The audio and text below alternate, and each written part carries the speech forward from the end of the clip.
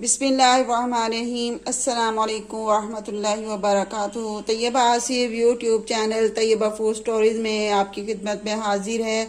आप सब लोग कैसी उम्मीद करती हूँ आप सब लोग खैरियत से होंगे। अल्हम्दुलिल्लाह मैं भी अल्लाह पाक के फजल करम से खैरियत से हूँ और आज एक नई रेसिपी लेकर आपकी खिदमत में हाजिर हूँ। रेसिपी शुरू करने से पहले आपके साथ में कुछ बातें शेयर करना चाहती हूँ। आजकल हर घर में जो है वो बहू के बारे में जो है होता है कि बहू जो है काम अच्छा नहीं कर रही है और बेटी के बारे में जो है वो कुछ और सोच होती है और जो है बहू के बारे में जो है वो औरत की कुछ और सोच होती है। तो सिर्फ आज मैं एक यहाँ पर इसी टॉपिक के ऊपर बात करना चाहती हूँ कि देखिए हम जब अपनी बेटी की शादी करते हैं, उसको ब्याहते हैं, तो हम ये चाहते हैं कि हमारी बेटी जो है अपने घर में खुश रहे। हमारी बेटी जो है वो अलग थलग घर में रहे, अपनी मनमानी से ज़िंदगी गुजारे। तो जो है वो सास ससुर की खिदमत नहीं करे, अलग से उसका घर हो, अपने शौहर के साथ रहे। तो और उसके घर जो है नंदे नहीं आए, उनका आना जाना पसंद नहीं किया जाता। जबकि एक बहू के बारे में हमारी क्या सोच है। और थोड़ी सी बात और कि दामाद, कि हमारा दामाद जो है वो जैसे हमारी बेटी के है तो वो हर बात हमारा जो है हमारी बेटी की माने, उसके हुक्म के मुताबिक जो है वो चले और जो है हमारा कहना माने, हमारी खिदमत करे। तो ये उनकी अपनी बेटी के बारे में सोच है। अब बहू जो है वो भी किसी की बेटी है। जब बहू हम लेकर आते हैं अपने घर में तो उसके बारे में हमारी क्या सोच होनी चाहिए, तो इसको भी आप ज़रा गौर से सुने। तो जब बहू हम अपने घर पर ब्याह कर लेकर आए तो बहू के बारे में हमारी क्या सोच होती है कि बहू हमारी खिदमत करे, बहू अलग थलग घर में नहीं रहे, बेटा हमारे हुक्म के मुताबिक चले, जो है वो अपनी बीवी का कहना जो है वो कहने के मुताबिक ना चले और ससुराल में बहुत कम आना जाना उसका हो। और जो है वो बहू जो है हर वक्त घर में जो है वो काम काज में लगी रहे। तो ज़्यादा सबसे देखें, और जो नंदे हैं, नंदों का भी है अपनी भाभीयों के साथ जो है वो रवैया अच्छा नहीं होता। और जो है नंदे जो हैं देखें, और दूसरा ये कि अब देखें नंदे जो हैं, नंदों का भी अपनी भाभीयों के ऊपर रौब होता है। और बहुत ही कई मैंने घर ऐसे देखे हैं जहाँ पर बहुत आना जाना, और ये ज़्यादा आना जाना भी नहीं होना चाहिए। अब अगर बेटियों की हम शादी कर देते हैं तो वो भाइयों के घर में ज़रा कम आना जाना रखें और जो बस इतना रखें कि चलो इज़्ज़त के साथ हाथ जो है वो उनके साथ जो पेश आ जाए।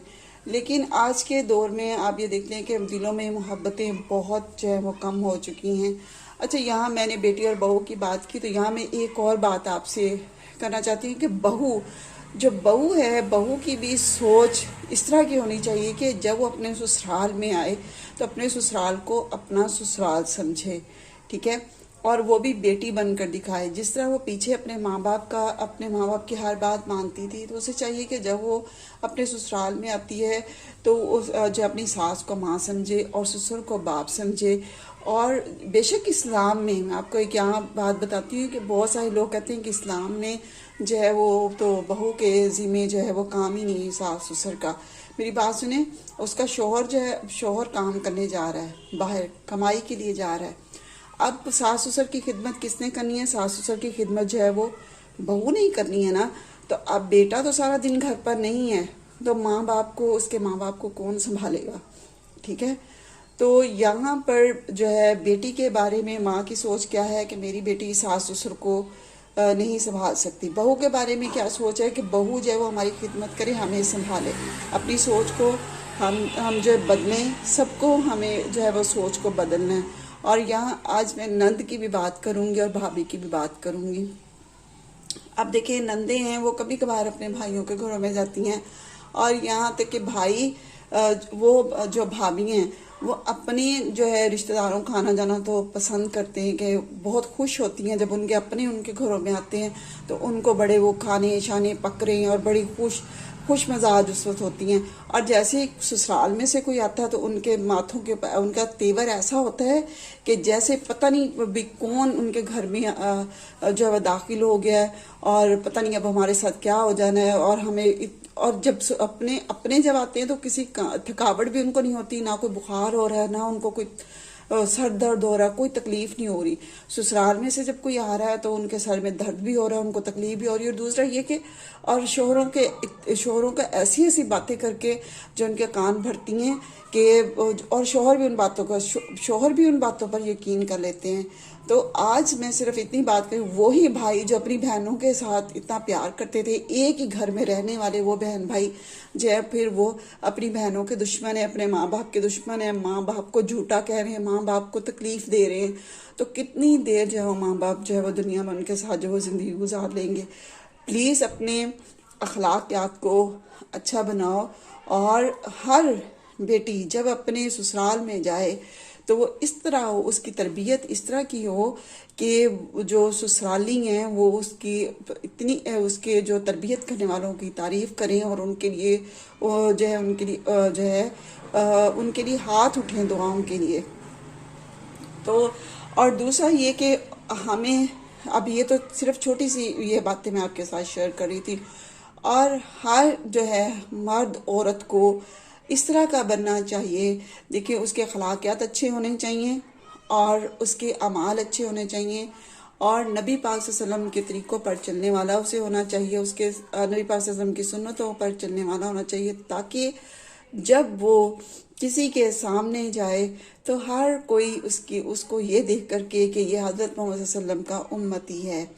तो सुभान अल्लाह, अपने आप को इस तरह का हम जो है वो बनाने की कोशिश करें, अपने अखलाकियात को अच्छा करें, और कभी ऐसा हम काम ऐसा ना करें ससुराल में कि कोई हमारे ऊपर ये बात करे कि इसके माँ बाप ने इसकी ऐसी तरबियत की है, इसके माँ बाप इस तरह के थे।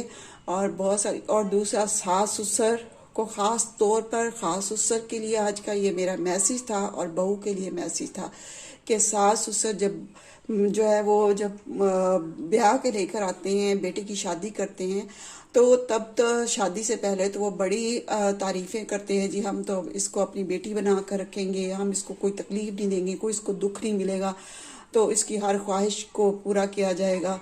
तो बाद में जब उसको घर पर लेकर आते हैं तो फिर उसके ऐसे दुश्मन बन जाते हैं, बेटों के कान भरते हैं, और यहाँ तक कि तलाक दिलवाने तक नौबत आ जाती है कि अक्सर घरों में सास की वजह से जो है वो घरों में फसाद बर्पा हो रहे हैं।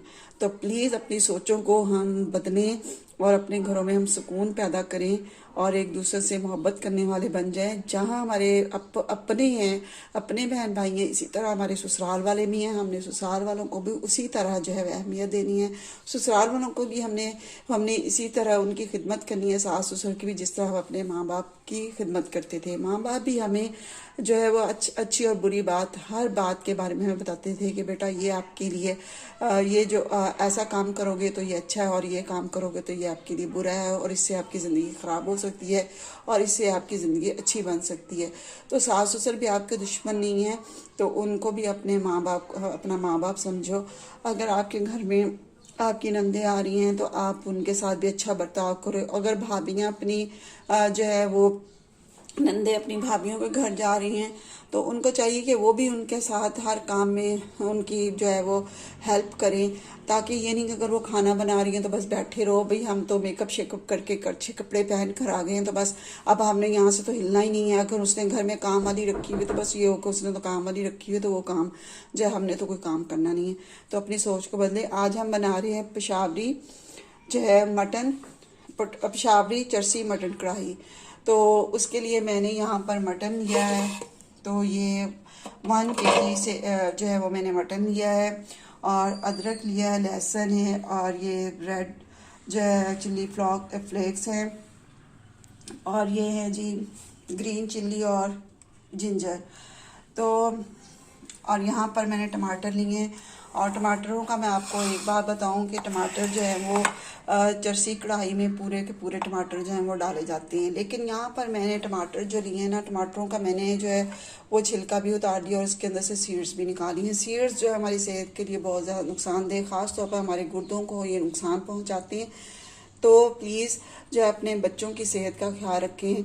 और जो है ये आजकल क्योंकि हम ज़्यादा स्पाइसी खानों की तरफ आ गए हैं और टमाटरों का इस्तेमाल हमारे खानों में बहुत ज़्यादा हो रहा है, और इन्हीं वजहों से देखें चिल्ली सॉस इस्तेमाल हो रहा है, टमाटरों का केचप इस्तेमाल हो रहा है, इन चीज़ों का बहुत ज़्यादा जो है हमारे खानों में इस्तेमाल हो रहा है, जिसकी वजह से ये चीज़ें जो है हमारी जो सेहत के ऊपर वो बहुत ज़्यादा अफेक्ट्स करती हैं। तो इन चीज़ों को आप जो अवॉइड करने की कोशिश करें। और अगर आप टमाटर इस्तेमाल कर रहे हैं, अगर ऐसी डिश हम बना रहे हैं जो टमाटरों के बगैर नहीं बन सकती, तो उसके लिए ये कि आप उसके सीड्स निकाल लें, उसका जो है वो ऊपर से उसका छिलका जो है वो उसको उतार लें, उसको पील ऑफ कर लें आप अच्छी तरह से। तो फिर आप जो है वो टमाटरों का आप जिस तरह मर्जी जो है इस्तेमाल कर सकते हैं। तो चलिए स्टार्ट करते हैं। लहसुन और अदरक का पेस्ट बना लेंगे।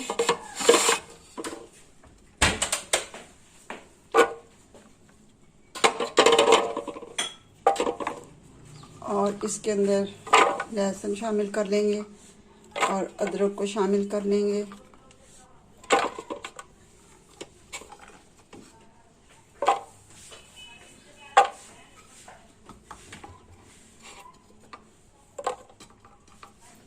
और बहुत ही मैं आपको ये आसान तरीका से बनाना ही सिखा रही हूँ चरसी कढ़ाई। इसके अंदर देखें मैं पानी शामिल कर रही हूँ और इस जग में मैंने लहसुन और अदरक को शामिल कर दिया। अब इसका हम पतला सा पेस्ट बना लेंगे। और जो है इसी पानी के अंदर जो है हमने ये जो मैंने 1 गिलास पानी इसके अंदर जो शामिल किया है इसका पेस्ट बनाने के बाद, अब ये गोश्त जो है मैं इसको शामिल डाल दूंगी कुकर के अंदर।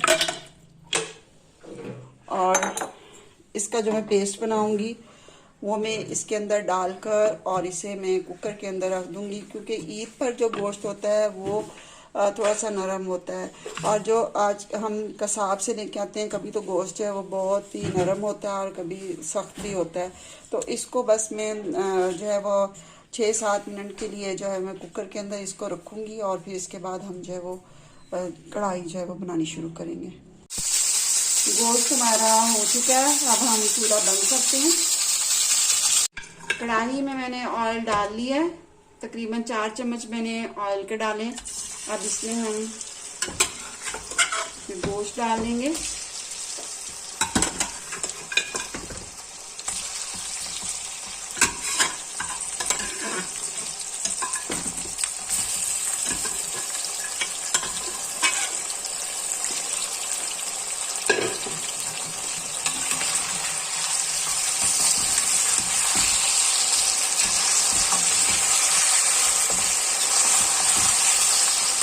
थोड़ा सा मैंने और लहसुन अदरक का जो पेस्ट था वो मैंने थोड़ा सा बचा कर रख लिया था, वो मैं इसके अंदर अब शामिल कर रही हूँ।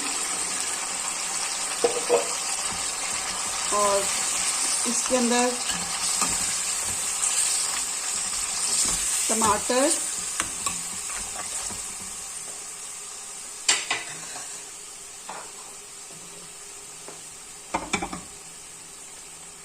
अब इसके अंदर हम टमाटर डाल देंगे।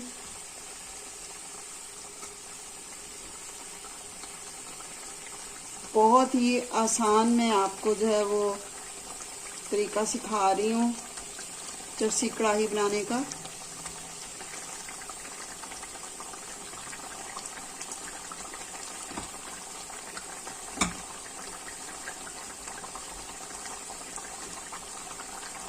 ये टमाटर मैंने डाल दिए और इसके अंदर हम डाल देंगे हरी मिर्चें,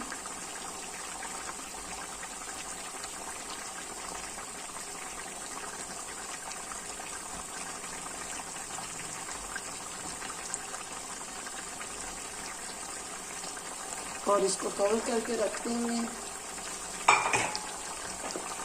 तकरीबन 10 मिनट के लिए मैं इसे कवर करूंगी ताकि जो टमाटर हैं वो सॉफ्ट हो जाएं।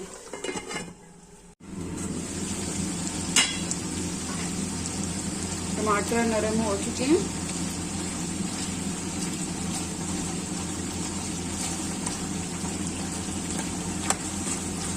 आप चाहें तो इन्हें निकाल कर ग्राइंडर में भी कर सकते हैं और इस तरह भी इसके अंदर जो है अच्छी तरह इसको जो है वो मैश कर लें।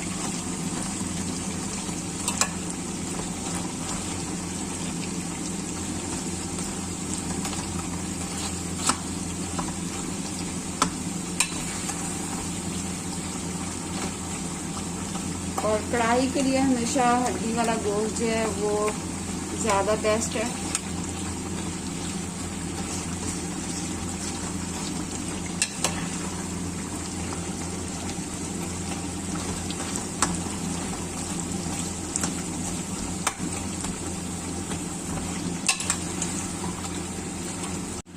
अब इसके अंदर डालेंगे हम नमक, 1 चम्मच मैंने नमक का शामिल किया।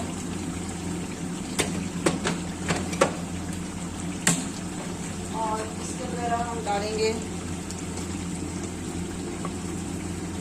लाल मिर्चें क्रश्ड है।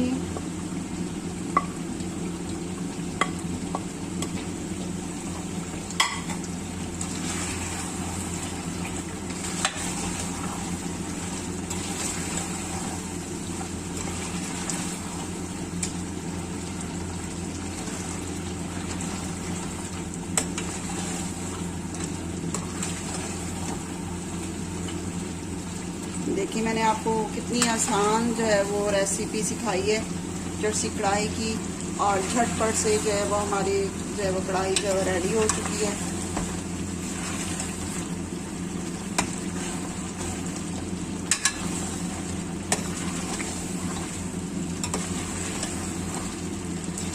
अब इसको अच्छी तरह हम भून लेंगे। बहुत ही मज़ेदार हमारी जो है वो कढ़ाई रेडी हो चुकी है।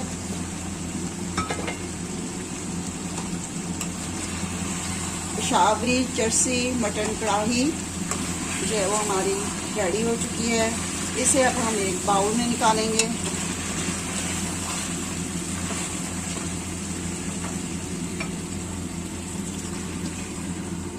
अगली रेसिपी तक के लिए आपसे इजाज़त चाहती हूँ। दुआओं में याद रखिएगा। ज़िंदगी रही तो इंशाल्लाह दोबारा मिलेंगे।